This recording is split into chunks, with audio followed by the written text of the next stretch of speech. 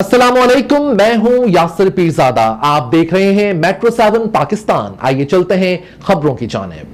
कराची हमदर्द हाथ welfare foundation के तहत फलस्तीनी के नहते मुसलमानों से यकजहती के लिए मार्च का आगाज क्लिफ्टन क्लॉक टावर सी व्यू से हुआ।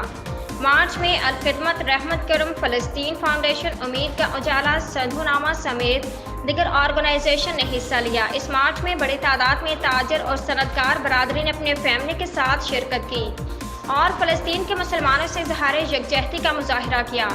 मार्च के शरका ने अपने हाथों में फलस्तीन के परचम थामे हुए थे और उन्होंने इसराइली जाहिरियत के खिलाफ नारे लगाए। इस मौके पर हमदर्द हाथ के सैयद राफ़े अली कंधारी, उमैर जुबैर, हुज़ैफा हैदर, अनीक हनीफ व दीगर ने खिताब करते हुए कहा कि इस वक्त उम्मत मुसलमान को एक प्लेटफॉर्म पर जमा होकर गज़ा में जारी इसराइली जाहिरियत के खिलाफ एक आवाज़ होना होगा। उन्होंने कहा कि इस वक्त लाखों की तादाद में फ़लस्तीनी भाई बहन बेसरो सामान की ज़िंदगी बसर करने पर मजबूर हैं और आलम इस्लाम की खामोशी लम्हा फिक्रिया है। उमैर जुबैर ने कहा कि अब वक्त आ गया है कि इस मुल्क का नौजवान अपने फ़र्ज़ को समझे और अपने फ़लस्तीनी भाइयों और बहनों की मदद के लिए आगे आएँ।